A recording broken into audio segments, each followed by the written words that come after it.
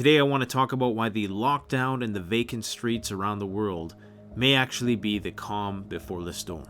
Let's get to it.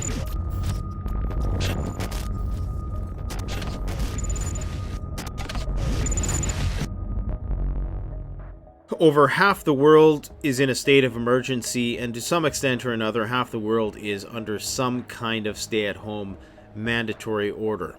This is a global lockdown situation that we're in, and this is most definitely the calm before the storm. We're seeing it start to unravel around the world in the riots, in the looting, in the break-in entries, in the protests that are taking shape. It's safe to say that most people in the world were not prepared to endure such an extensive lockdown situation, and as such, many people are not financially prepared or have the resources they need to see them through this dark time that we're in. And as such, in many places in the world, I believe we're on the brink of socio-economic chaos. Now, there is some good news, which I'm going to talk about towards the end of this, but we are nowhere near the peak of this problem, and that right there is the main problem.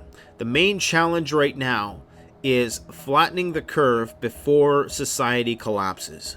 That's the challenge right now. Flatten the curve before people are forced out of their homes to fend for their lives, essentially. Now, obviously, this is not the case in the more well-to-do countries that still have an abundance of provisions in the grocery stores, even though they may not be the things that would be people's preference. There still is food. However, in impoverished nations around the world, that is not the case.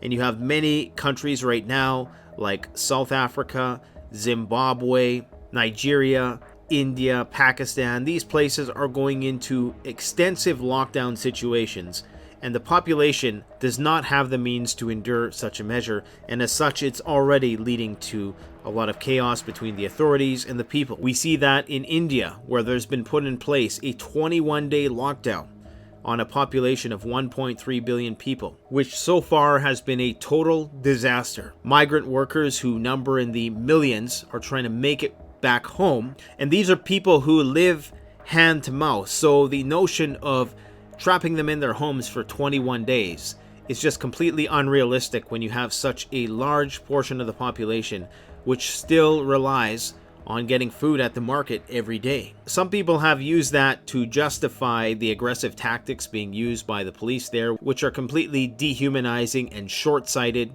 You have police pulling people off motorcycles who have no other opportunity but to share a motorcycle so that they can get to work for the day to make their few dollars so that they can go buy food at the end of the day. These people have no choice but to do that, but you have police pulling them off these motorcycles and beating them with sticks, getting them to do humiliating things in the streets, all to try to prove a point that they need to stay home and stay on lockdown. Well, guess what? That's not a possibility for the majority of the world. Essentially, you're telling people that they need to starve. And this is why this is going to lead to mass upheaval and civil unrest in many countries around the world.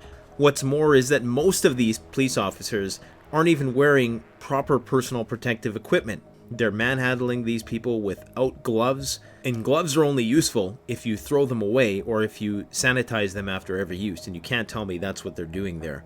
So the whole thing is just a big farce, and these migrants now who are trying to get home, this is probably going to do more to spread the virus, because now these people who are incubating the virus in these apartment buildings, in these shanty towns, are going to be sitting with each other, and I have a feeling that this is going to be very bad for India in the end. Now in North America, on the other hand, we're starting to see people protest. Workers starting to protest, the Amazon employees who were recently fired because they took issue with the fact that they don't have personal protective equipment. Essential services are not receiving danger pay for the work that they do, and that has a lot of people upset.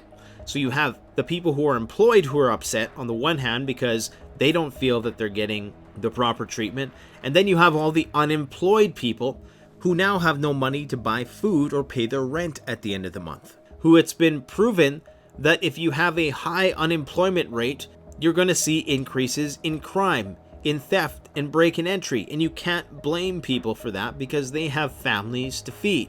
Par for the course of this is increased mental health issues, increased addiction problems, increase of people taking their own lives. This is why one of the latest trends is businesses in inner cities across America and Canada are starting to board up their businesses because, of course, they are not essential services, so they have to be away from these properties for extended periods of time, and they anticipate that there will be looting, that there will be rioting in the streets at some point down the road. That's why Vancouver and places in Beverly Hills are being proactive, because they see the writing on the wall. We are now at the end of the month, when a lot of people were expecting to get paid, and a lot of people, unfortunately, are not going to be getting paid. So I believe that this is when things are probably going to start to fall apart. And it's unfortunate, because I do believe that if the better part of the world could maintain these lockdowns for at least 3 or 4 more weeks, and if people were fully compliant with them, we would see a flattening of the curve. We are on that trajectory. Even in Italy, recent numbers show that the curve is flattening, that new cases are being reduced. That doesn't mean that there's no new cases. That means that there's only 4,000 new cases a day reported instead of 6,000 or 7,000. But what we also know is that for every 4,000 cases that are reported, because Italy isn't doing the most testing out there, there's probably another 40,000 cases that are occurring. So while this flattening of the curve is promising, it doesn't mean we've approached the peak, and it certainly doesn't mean we've approached the peak death rate, because as we know with this disease, the death rate always lags the case incidence. That's why we're slowly seeing the United States death rate creep up to around 2%. Remember, it started off at around 1%, and that is likely slowly going to creep up to 3, possibly even 4%, based on the trend that we're seeing right now. Even the death rate in Germany, which has been hailed as being the lowest of all the countries affected, is starting to creep up, as is South Korea's. As the disease and rumors of the disease take root in many prisons around the world, we're starting to see them striking and protesting and rioting. Then, of course, you have the correctional workers who also feel at risk of being put in the situation that they're in without extra danger pay. We have violence erupting in China as people are trying to leave Hubei province, the province that the government of China has assured us has no new cases, and that all the new cases are imported cases from other countries. And the people there are protesting because they still can't leave. Now, there is talks of them opening up Hubei province on April 6th, I believe, and perhaps this is just an extra precautionary measure to ensure that they don't unleash a second wave onto the masses, but time will tell. There are still mixed opinions with regards to the accuracy of these numbers in China. In some places throughout the United States, crime is down. And in other places, crime or certain types of crime is up. Across the board, when you're in a lockdown situation, what they found is that domestic violence increases. And a surprisingly positive outcome of the lockdown is that there's a lot less people getting injured and dying in car accidents and work-related accidents or sporting events and things of that nature. So that is actually an unexpected outcome of this whole lockdown situation, which is relieving hospitals in ways that nobody anticipated. Unfortunately, it's not outpacing the new infections and the new hospitalizations, and does nothing to remedy the fact that everybody's broke and they need to go and buy groceries and pay their rent, and they can't do that. The threats of these lockdowns has led to lots of what they've been calling panic buying, even though I don't like calling it panic buying. I made a whole video on that recently, because these are just people who are trying to survive. They see the writing on the wall. If you're going to force somebody to stay in their home for 21 days, they need food in order to do that. They need medicine. They need clean drinking water. They need the means to ensure that they have proper hygiene and sanitation. And as such, people are making runs on grocery stores. In Mexico, there's a story of a grocery store that got looted, and people are coordinating these raids, if you want to call them that, on social media. And a lot of people, I should mention, are using the outbreak as a justification for these behaviors. There are stories of prisoners inciting other prisoners to riot by spreading rumors about the virus spreading amongst the prison population, even though there was no evidence of that. There are people who are already under austerity and poverty using this as an opportunity to storm the grocery stores, to loot and steal. It is a known fact that good people, good hard-working people who are unemployed are still at a higher risk and have a higher propensity to break the law if it's a matter of survival. Everywhere around the world where these lockdowns are attempted and implemented, they're preceded by this mad scramble to go and get supplies, and the poorer the country, the more futile a pursuit these lockdowns appear to be. Because you simply can't ask people to go in their homes for 21 days and starve to death so that they don't die from a disease.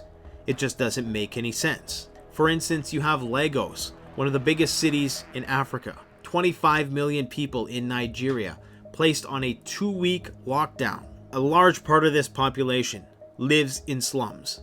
Now, since this started back in January, I've been warning about this virus's potential to completely drum up societal unrest in these countries, in India in particular. The only saving grace for India right now is the weather. That may be the one thing that quells this, but apparently now there is research that indicates that the seasonality of this virus won't be trumped by its novelty, meaning that because it's a novel virus and nobody is immune, and because people live in such close proximity in these densely populated countries, those two factors override any positive gains due to seasonality of the virus.